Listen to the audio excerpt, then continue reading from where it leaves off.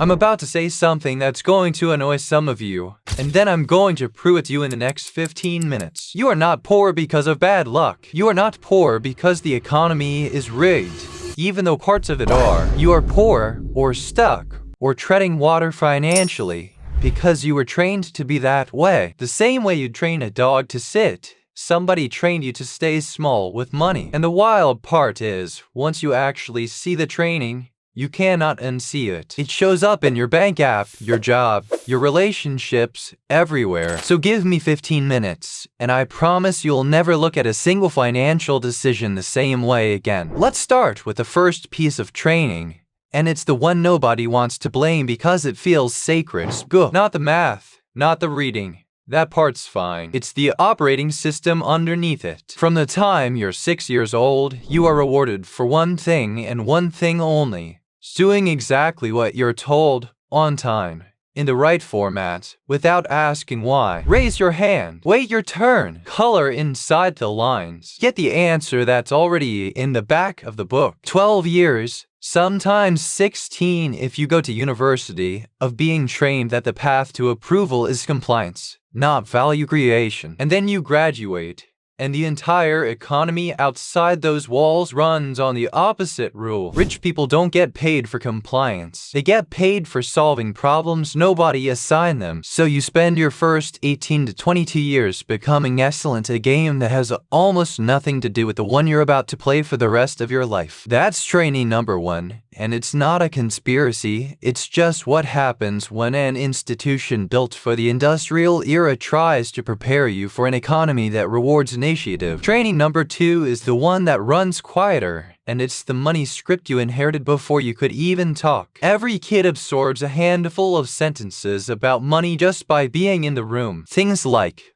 "We can't afford that," or "money doesn't grow on trees," or "rich people are greedy," or on the flip side, "Money will buy you respect." You didn't choose these beliefs. You downloaded them the way a computer downloads an update in the background while you're doing something else. And here's the part that gets people. You can be 35 years old, making great money, and still make decisions from a 6-year-old script. I've watched people who earn multiple 6 figures a year panic spend, or refuse to invest, or sabotage a good month financially. And it has nothing to do with math. It's an old tape playing. And until you actually sit down and write out what you heard about money before the age of 10, you're going to keep obeying a stranger's opinion that happened to live in your house. Number 3, and this one's sneaky because it disguises itself as self-care. Comfort conditioning. Somewhere along the way, you got taught that spending money is how you soothe a bad day. Bad day at work.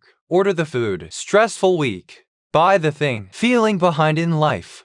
Upgrade the car so at least something looks like progress. This isn't a willpower problem, it's a wiring problem. You were conditioned, probably by advertising you saw 10,000 times before you turned 18, to associate discomfort with a purchase instead of associating discomfort with a decision. The wealthy version of you doesn't spend to feel better, they build to feel better. Because building actually resolves the discomfort instead of numbing it for 6 hours until the credit card bill shows up and creates a brand new discomfort. If you want to know how conditioned you are, just track one thing for a week. Every time you buy something outside your plan, write down what emotion you were feeling 10 minutes before. You will not like the pattern you find. Fourth training, and this is the one that keeps the most talented people stuck the longest. Fear conditioning around risk. You are taught, explicitly or by example, that risk equals danger. Get the safe job. Don't put all your eggs in one basket,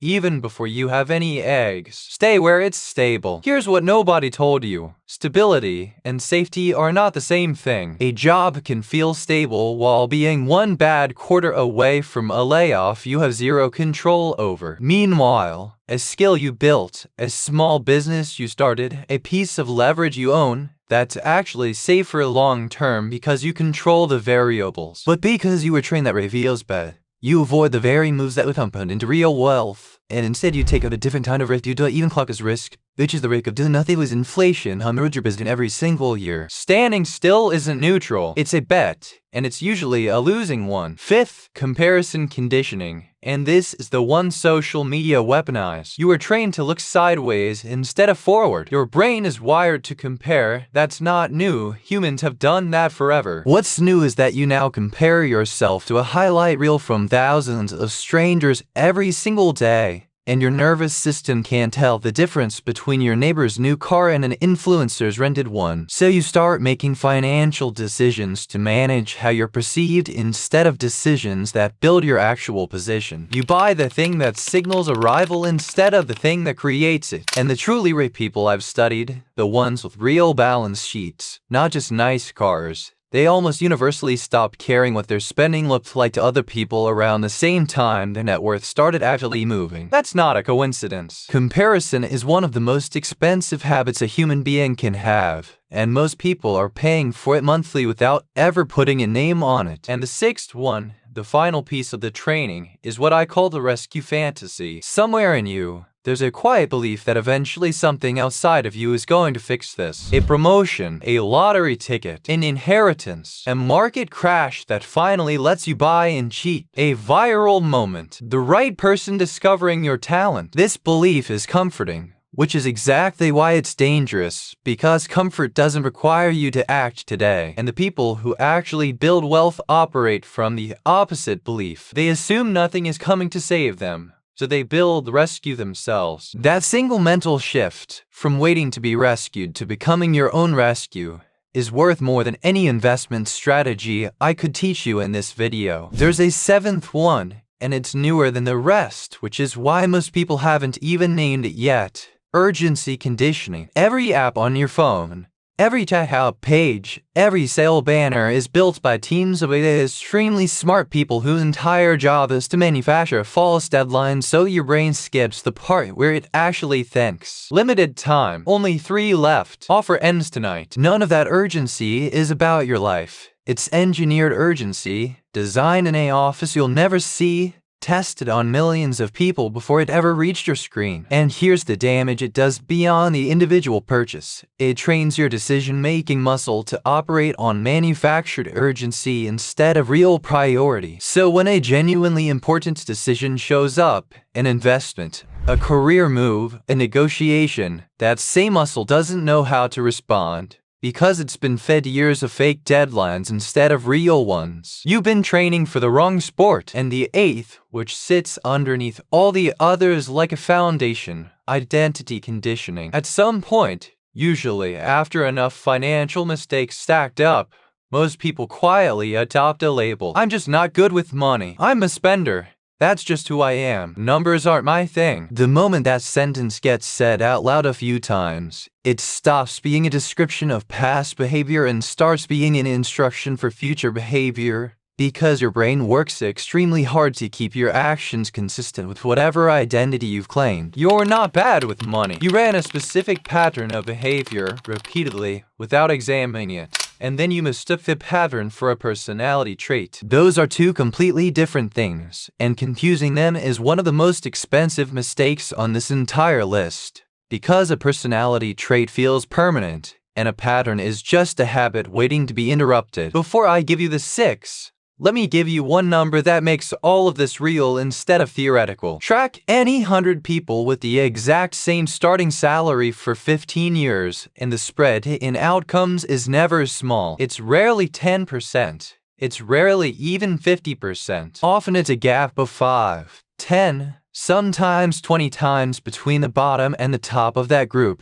And income was identical on day 1 for every single person in it. The only variable doing that much work is which invisible programming was running underneath their decisions every month, quietly, for 15 years straight. That's the part school never teaches you. and it's the part your bank account has been grading you on since your first paycheck. Now let's get into it. So now you've seen all 8 pieces of the training: compliance over value creation, inherited scripts you never chose, comfort spending instead of building, fear of risk instead of fear of stagnation, comparison instead of construction, the rescue fantasy instead of self-reliance, manufactured urgency instead of real priority, and an identity built on a pattern instead of a habit you can actually change. Here's the good news, and I mean this: training can be retrained. Nobody is born wired for wealth, and nobody is permanently wired against it either. Let me show you what breaking this actually looks like in a real, unremarkable life,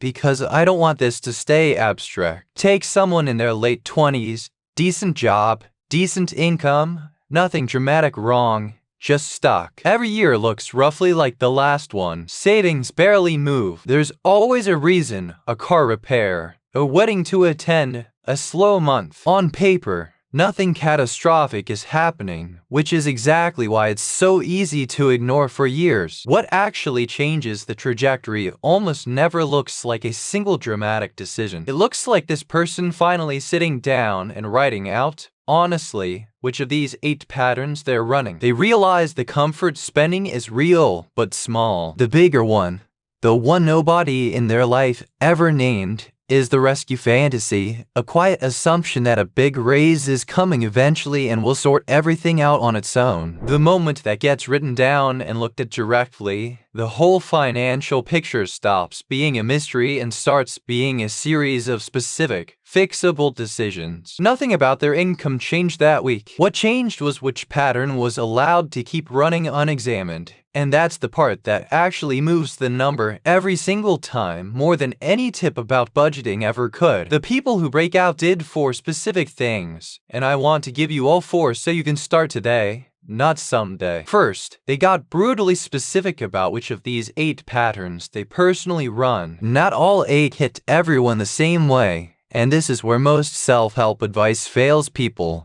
because it treats every stuck person as if they have the identical problem. Some of you are drowning in comparison spending and has zero fear of risk. You'll take a bet on a business in a heartbeat, but you can't stop upgrading your lifestyle to match your friend group. Some of you are the exact opposite, terrified of risk, completely immune to comparison, but quietly waiting for a rescue that's never coming. Sit down this week, go through all 8, and rate yourself honestly on each one, not how you wish you were, how you actually behave when nobody's watching your bank statement. Second, they changed their inputs before they changed their behavior. Because willpower is a finite resource and environment is not something you can out-discipline forever. You cannot out-discipline an environment that's constantly cueing the old pattern, the same way you can't sit in a kitchen in the bowl of your favorite food all day and expect willpower alone to keep you from eating it. If comparison is your issue, you audit who you follow and what you consume. Aggressively unfollow, mute, unsubscribe. Whatever it takes to stop feeding the pattern fresh material every single day. If comfort spending is your issue, you remove the one-click convenience that lets the habit fire before your brain even catches up. Delete the saved card. Add a genuine friction step between the impulse and the purchase. If urgency conditioning is your issue, you build a personal rule. Nothing gets bought within 24 hours of seeing it advertised. No exceptions. Because that 24 hours is exactly the window manufacturer urgency depends on you not having. Third, and this is the one people skip because it's boring, they built new reps in tiny amounts before expecting big results. You don't undo 20 years of training with one motivated Tuesday. You undo it with a small, uncomfortable decision, repeated until it's no longer uncomfortable. Save before you're ready. Invest before it feels safe. Say no to the purchase that used to be automatic. Have the conversation about money you've been avoiding with a partner or a parent. Each rep is a vote against the old training and a vote for the new one. And just like physical training, the first reps are always the hardest and the least impressive looking, which is exactly why most people quit before the pattern actually flips. Fourth, And this one gets overlooked constantly. They stopped consuming financial advice as entertainment and started applying a small amount of it as instruction. There's an entire industry built around giving you the feeling of progress, watching another video, reading another article, without ever requiring you to close the loop with an actual action. If you've watched a dozen videos like this one over the past year and your financial position hasn't moved, the problem was never a lack of information. It was that the information was being consumed instead of applied. The people who actually break the training pick one thing from what they learn, not everything. One thing, and they implement it within 48 hours every time before they let themselves consume the next piece of content. That single habit, implement before you consume more, separates people who talk about changing their financial life from people who actually do it. Now let me kill a few objections fast, because I already know what's forming in the comments. I don't make enough money for any of this to apply. Wrong. And here's why. The training runs regardless of income. I've watched people making $30,000 a year with zero comparison spending and zero rescue fantasy outbuild people making $200,000 a year who are still waiting to be discovered. The training determines what you do with whatever number you have. Fix the training, and every future raise actually sticks instead of evaporating into a slightly nicer version of the same lifestyle. I already tried to change and it didn't work. Almost always, this means you tried to change the behavior without touching the input,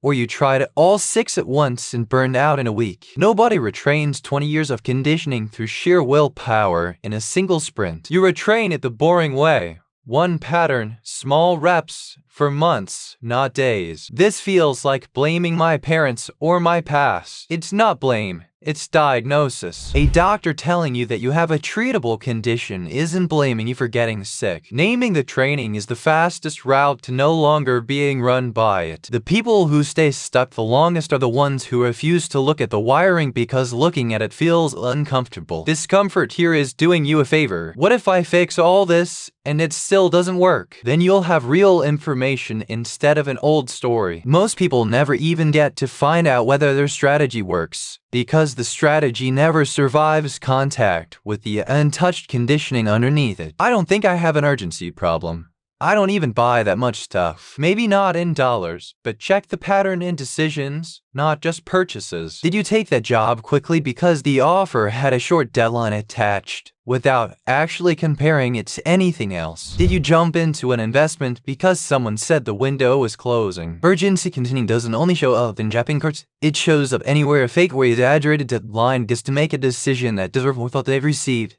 And once you start looking for it there, not just in your spending, you'll usually find it's done more damage to your bigger decisions than your smaller ones. Here's my challenge to you before you close this video. Pick one of the 8 patterns I just walked through, the one that made you flinch a little, because that's usually the honest one. Write it down somewhere you'll actually see it tomorrow, and then make one decision today, just one, that contradicts that pattern. Not a perfect decision, just a different one than the training would have made for you automatically. Because the truth is, the system that kept you where you wasn't built by some villain sitting in a room plotting against you. It was built by well-meaning people, institutions, and habits, all stacking on top of each other over years, plus a handful of companies who very deliberately profit from you never examining any of it. But systems only keep running because nobody interrupts them. You just became the interruption. Do it again tomorrow, and you're not the same person who started this video. Do it for a month, and the people around you will start to notice something's different before you've even explained what changed. Do it for a year, and you'll look back at this exact moment,